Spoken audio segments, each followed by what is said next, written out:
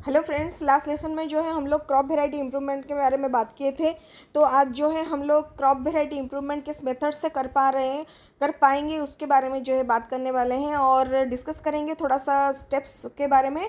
और ये जो सीरीज है हमारा एनवायरमेंटल का एनसीईआरटीज का सीरीज चल रहा है। जो भी एनसीईआरटीज में दिया गया है एनवायरमेंटल साइंस रिलेटेड सब कुछ जो है यहाँ पे क्लब कर दिया गया है।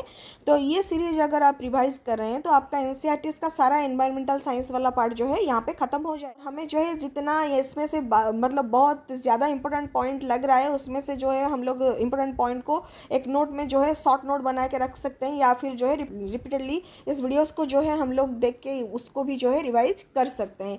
तो चलिए स्टार्ट करते हैं आज का lesson method of crop variety improvement के बारे में। लास्ट लेसन में तो क्रॉप वेराइटी इंप्रूवमेंट देखे थे कि इसका ज़रूरत क्या है, इसमें क्या फ़ायदा हो सकता है। लेकिन आज जो है देखेंगे कि क्रॉप वेराइटी इंप्रूवमेंट किस तरह से किया जा सकता है। ठीक है, तो लाइन बाय लाइन देखते हैं कि कैसे क्या हो सकता है, इसके बारे में थोड़ा सा समझने की कोशिश करते हैं। कि ये पहला तो ये चीज़ है, पॉइंट नंबर 1 में दिया गया है कि farmer grows 2 varieties of rice, one which produces nutritionally rich grains during the monsoon season and the other which produces nutritionally poor grains in all season. He wonders if he could grow nutritionally rich grains in all seasons. Is it possible for him to do so? Yes, it is possible by two methods, hybridization and genetic engineering. ठीक है, तो एक farmer जो होता है वो grow करता है, दो तरह का चावल जो है ग्रो करता है, राइस जो है ग्रो करता है। लेकिन ये देखता है कि जो मानसून सीज़न आता है, मानसून सीज़न में जो भी उसका राइस ग्रो होता है वो बहुत ही न्यूट्रिशनली रिच होता है, जबकि दूसरे सीज़न में वो जो भी राइस प्रोडक्शन करता है वो न्यूट्रिशनली काफ़ी कम रहता है, पुअर रहता है मानसून सीज़न के कंपेरिजन में। ठीक है, तो वो ऐसे ही मतलब वो शॉक हो जाता है कि कैसे ऐसे मतलब होता है और कैसे हम लोग इसको जो है इक्वली न्यूट्रिशनली रीच कर सकते हैं। जैसे कि मानसून सीजन वाला राइस हो उसी तरह से जो है ये दूसरे सीजन वाला राइस भी जो है न्यूट्रिशनली रिच कैसे हो सकता है। तो ये पॉसिबल है क्या, वो सोचने लगता है। तो ये पॉसिबल हो सकता है, दो मेथड्स के द्वारा जो है ये पॉसिबल हो सकता है। एक है हाइब्रिडाइजेशन एंड दूसरा है जेनेटिक इंजीनियरिंग। ठीक है, तो हाइब्रिडाइजेशन क्या है पहले देख लेते हैं। Hybridisation is the method by which two characteristics present in different organisms can be brought together into one organism.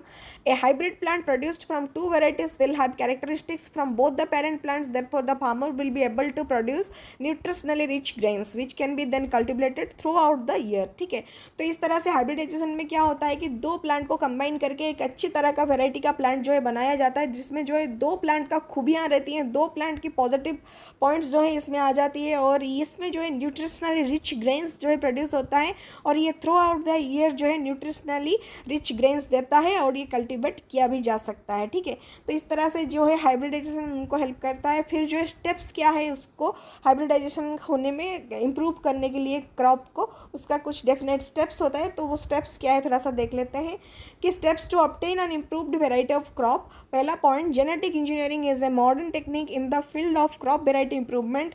यहाँ पे जो है क्रॉप वेराइटी इंप्रूवमेंट करने के लिए सबसे मॉडर्न टेक्निक हमारे पास क्या है, वो है जेनेटिक इंजीनियरिंग है। The use of genetic engineering and the creation of genetically modified crops have resulted in many benefits for the agricultural world. तो एग्रीकल्चरल वर्ल्ड जो है इसमें जेनेटिक इंजीनियरिंग बहुत ज़्यादा हेल्प करता है जेनेटिकली मॉडिफाइड क्रॉप्स जो है डेवलप करने के लिए, और इसमें जो है काफ़ी ज़्यादा बेनिफिशियल रिजल्ट हमें देखने को मिला है।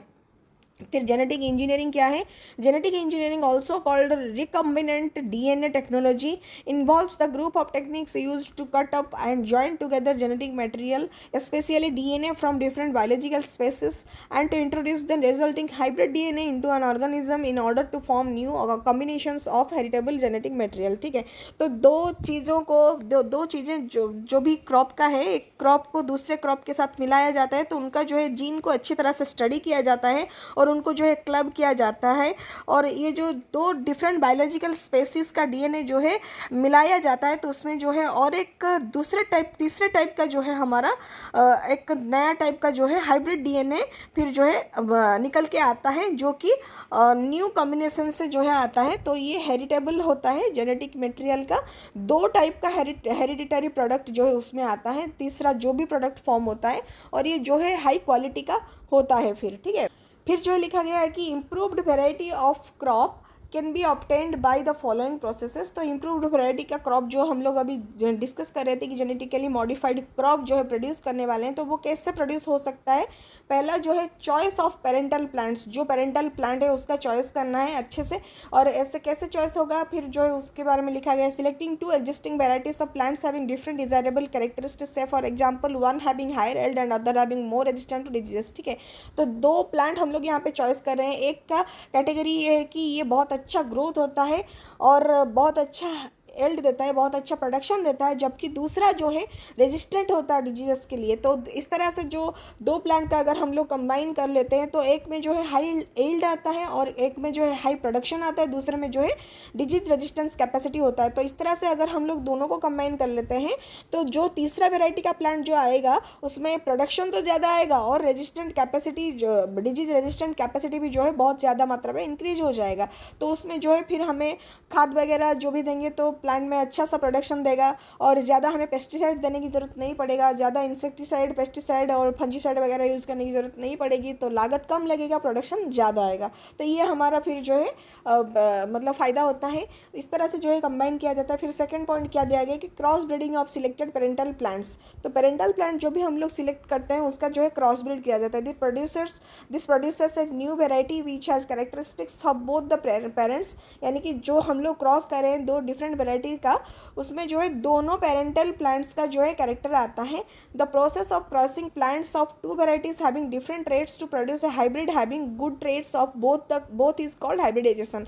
यानी कि 2 प्लांट्स को हम लोग अगर कंबाइन कर रहे हैं तो दोनों का जो है अच्छी क्वालिटीज़ जो है ये तीसरी जो हाइब्रिडाइज्ड प्लांट आता है उसमें आ जाता है। ठीक है, तो जैसे कि हम लोग अभी पहले वाले स्टेटमेंट देखे हैं कि एक का जो है हाई प्रोडक्शन का कैपेसिटी, दूसरे का जो है डिजीज रेजिस्टेंट कैपेसिटी, तो दोनों का जो है अच्छी क्वालिटी थर्ड पॉइंट में आ गया, यानी कि थर्ड प्लांट में आ गया।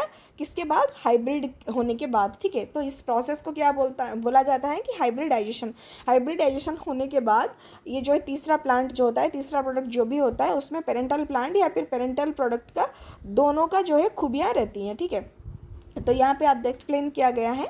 तो हाई एल्डिंग वैरायटी जो है पेरेंट नंबर 1 होता है और डिजीज रेजिस्टेंट वैरायटी जो है पेरेंट नंबर 2 होता है। इनको जो है क्रॉस ब्रीड किया जाता है। तो तीसरी वैरायटी जो आता है हाई एल्डिंग भी होता है, डिजीज रेजिस्टेंट वैरायटी भी होता है, इसको हम लोग क्या बोलते हैं, हाइब्रिड बोलते हैं। ठीक है, तो इस तरह से जो है हमारा हाइब्रिड क्वालिटी का चीज़ जो है हमें मिलता है और जो कि बहुत ज़्यादा हेल्प करता है हमारा क्रॉप वैरायटी को इम्प्रूव करने में। ठीक है, और फिर अगले लेसन में जो है हम लोग क्रॉप प्रोडक्शन के बारे में जानेंगे। आज के लिए इतना ही, थोड़ा सा इसको याद रखने की कोशिश कीजिएगा और अगले लेसन में जो है दूसरे पॉइंट से जो है कंटिन्यू करेंगे, क्रॉप प्रोडक्शन इंप्रूवमेंट के बारे में जानेंगे, फिर जो क्रॉप प्रोडक्शन कैसे हो सकता है। और ये हमारा सेकेंड पॉइंट में आता है। जैसे लास्ट लेसन में हम लोग देखे थे कि हमारा क्रॉप वेराइटी इंप्रूवमेंट गया फर्स्ट पॉइंट, तो अगले लेसन में जो है हम लोग क्रॉप प्रोडक्शन इंप्रूवमेंट जो है देखेंगे। ठीक है, तो क्रॉप वैरायटी इंप्रूवमेंट में हम लोग अभी लास्ट लेसन में देखे थे क्रॉप वैरायटी इंप्रूवमेंट जो है कैसे हो सकता है वगैरह, ये सब देखे थे। और आज के लेसन में हम लोग methods of crop variety improvement देख रहे हैं, जिसमें जो है जेनेटिक इंजीनियरिंग और जेनेटिकली मॉडिफाइड क्रॉप और हाइब्रिडाइजेशन, इसके बारे में देखें। तो ये सब जो है आपको याद रखना होगा। फिर जो है क्रॉप प्रोडक्शन के बारे में हम लोग अगले लेसन में देखने वाले हैं। तो यहाँ तक कुछ भी डाउट है तो आप कमेंट करके पूछ लीजिएगा। अगर कुछ इम्प्रोवाइज़ करना चाहते हैं तो सजेस्ट कर दीजिएगा। अगर अच्छा लग रहा है तो सब्सक्राइब एंड शेयर करना मत भूलिएगा। Thank you so much.